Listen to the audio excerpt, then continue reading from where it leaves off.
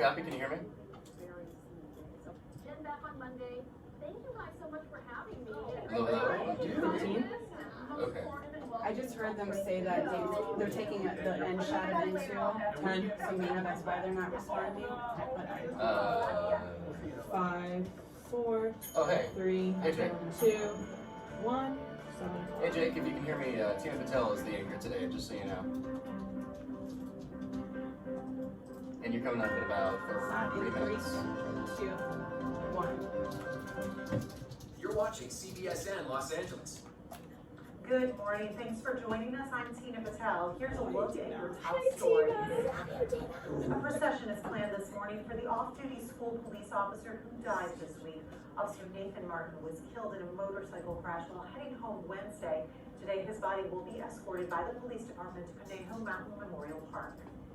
An investigation is underway after a deadly shooting outside a strip club in Van Nuys. Police arrived at Stagg Street and found a man lying on the ground.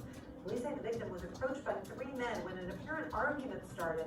Police say the suspect got away in a dark-colored sedan, sped off from the scene with the 2 other men. LA Congressman Brad Sherman has introduced the Kobe Bryant and Gianna Bryant Helicopter Safety Act.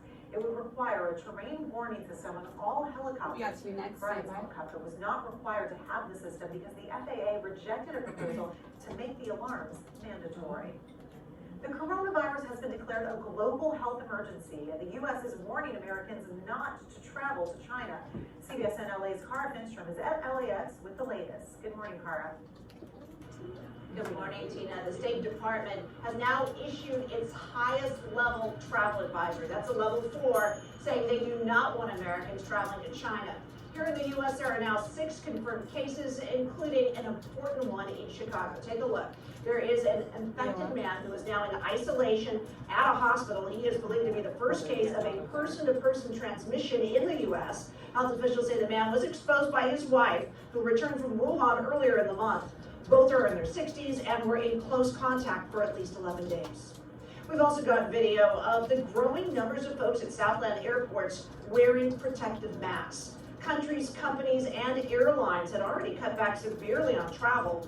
The new State Department advisory follows the World Health Organization's declaration of a global health emergency. The number of cases worldwide has spiked more than tenfold in a week, with China now reporting 9,800 cases. Now, amidst all this concern, one of the 195 people who was evacuated from Wuhan, China, the epicenter of the outbreak, tried to leave March Air Reserve Base on Wednesday night. Everyone there had been under observation, but the county has now issued a quarantine order, and that means that person can't leave until the virus's incubation period ends or they are cleared. We spoke with one man there, Jared Evans. No one's coughing. And we're all taking precautions right now. We're all wearing masks. Go. Evans shot this video showing what it's like sleeping there, eating there, hopefully waiting to get that all clear. And Tina, while these concerns are growing globally, here in LA County, the health department stresses that the risk of transmission from person to person or transmission period is still considered very low. Well, that's good news, Cara, but what do we know about these pilots and other staff that are calling on airlines to halt flights to China?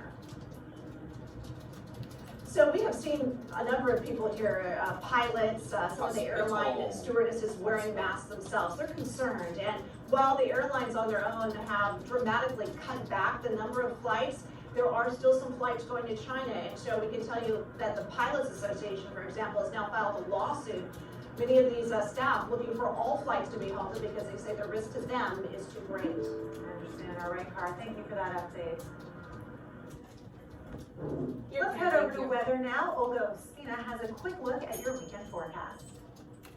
Hi, good morning, everyone. You'll go stand at the monitor, and you'll have the little clicker with you too. Right now, mostly in the 40s and 50s, 49 in Burbank. All right, Tina, you're good to go to move to the standing one. 4 degrees at LAX. We'll be on to you in about 30 seconds. Nicely, actually, very warm temperatures by this afternoon, even some 80s in some of those inland spots. It is going to be breezy, though, especially through noon today. We have a number of wind advisories across much of our area, especially windy in some of those valley locations as well as the mountains and the inland empire. So we'll take a look at these temperatures for today. So we're looking at 77 degrees by 10 seconds, noon, and stand then by 4 o'clock this this afternoon. Downtown Los Angeles is expected to be 1 degree. Your extended forecast coming up in just a few minutes. There won't be a dry eye at Staples Center tonight when the Lakers play their first game Hi, since it's Kobe Nancy with Bryant's Poly by death. Design and the It is Flex expected Podcast. to be We a night are of here touching at the tribute. Sheraton And Hotel CBSN for LA's Jake the Reiner is Hall in of Fame downtown LA football with Hall more of on Fame. how the basketball family is going to Class remember Kobe. 2020, we're Jake? here with Frank Montemurro. Good morning, Tina. Well, if the Clippers have any indication as to what the Lakers will do tonight, it's surely to be a touching, moving tribute to all of the victims involved in Sunday's horrific crash. But let's take a look at what happened yesterday, because Coach Frank Vogel and his players tried to lift each other's spirits by playing some football outside the practice facility in El Segundo. Then LeBron and company went inside for the second practice since Sunday. And while some players have taken to social media to respond to this tragedy, for the second day in a row, only Coach Vogel was available to reporters. I would imagine it probably makes it a little harder than an ordinary game with all the emotions and all that stuff. But you know, we shouldn't do it any other way. You know, it's the right thing to do, and you know, it'll be an important night for our franchise and for Laker Nation. You know, it's going to be a tough game emotionally, but I think we're all looking forward to getting back out there. Go. Kobe's former agent and Lakers general manager Rob Pelinka released a statement saying in part, quote, "Kobe was a force of nature, deep and obsessed with excellence. He was wise, determined, passionate, a visionary beyond measure, a dedicated and loving husband, and a girl dad like no other. When he walked into a room, the energy ignited. He was high voltage with a motor that had no limits. His mind had an infinite capacity to learn. He was, simply put, the most inspirational athlete of our time. What the world may not know is that he was also the best friend anyone could ever imagine." And Tina, tonight the Lakers will take on the Portland Trailblazers here at Staples Center at 7:30. Back to you. And Jake, I'm sure a lot of fans are going to want to be there. Do we know anything about tickets, whether people can still get in tonight? Yes, there are still tickets available, although they are very expensive. If you want to spend this night at Staples Center, which is surely going to be a momentous evening, I would consider shelling out for at least this game, if no other game you're going to pay for it to go to. I'll send it back to you. I'm sure. All right. Thanks, Jake. We'll all be watching tonight. A candlelight vigil held last night for one of the youngest victims of the crash. We come here to honor the memory of these beautiful people, to pay our respect, and to celebrate their lives and the love and happiness that they brought into the world. Q. Anson Middle School students came out to comfort each other over the loss of 13-year-old Alyssa Altobelli. She and her parents were on board the chopper that crashed in Calabasas Sunday. One by one, students paid their respects to a teenager who they said was always smiling and dreamed of going to the University of Oregon. Life is amazing, and then it's awful, and then it's amazing again. And in between the amazing and awful, So one of the BQ it's ordinary. scripts, And I one think it meant to day say it is underserved, gone. Breathe in but it said the amazing, undeserved. hold on through the awful, and relax and exhale during the ordinary. Thank you for Beautiful catching that. words. Some students, you can see, were standing with candles. Others launched 9 lanterns to honor each of the victims. Hope you're waiting to get that also one. retired. While these concerns Stay are with growing CBSN Los globally, Angeles for here in continued LA coverage County, the on the health life, department legacy, stresses that the risk of transmission from person to person or transmission This just period in, is residents of a Brentwood area high-rise that caught on fire have filed a lawsuit against the building's owner. The attorneys for the residents say Barrington Plaza not only lacked a sprinkler system, but also didn't have serviceable alarms or usable fire exits. Residents say that they asked the owner to improve safety after a 2013 fire at the same building, but that nothing changed. Hundreds of people evacuated from that apartment complex are back home this morning. CBSN LA's Candace Crone spoke to some of them. I mean, we can still smell the heavy smoke, and that's disgusting, but for now, we are still able to get into the apartment. That's the biggest relief. Nathalie Johnny is glad to be returning home after 2 days away from her apartment.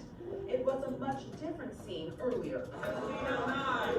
One by one, residents of this Brentwood high-rise were called so they could quickly grab some necessities from the units of their apartment building, which caught fire Wednesday. Once we get up there, we have 5 minutes to get all our stuff and get back down. Jonas Schneider and his girlfriend waited for hours before being escorted up to the 19th floor, where he shot this video of him quickly grabbing some clothes before heading back to his hotel. In another video, you can see a blackened hallway, which shows just how much damage was done. They're doing what they can, and the fact that we can get our stuff the day after, it's fine. Dramatic video captured flames spewing from the 7th floor as the man desperately tried to reach a firefighter who climbed a ladder to save him. This woman was one of 15 people airlifted to safety. She's a photographer and insisted on being the last person rescued so she could document the event. I get to the roof and there's about 15 people up there, helicopters. The firemen were very effective at explaining what to do. Schneider and his girlfriend are now among the dozens of residents contemplating how to move forward. As for the remaining floors, no more gambling windows will be reopened. A fire captain told me that the cause is still under investigation and that it's up to the arson team to determine. In Brentwood, Candace Crone, CBSN Los Angeles. A heads up for drivers in the Inland Empire, there are freeway closures in Riverside tonight and through the weekend. The 6091 to 215 interchange will be partially shut down. It's for a resurfacing project to improve travel between Riverside and Chino.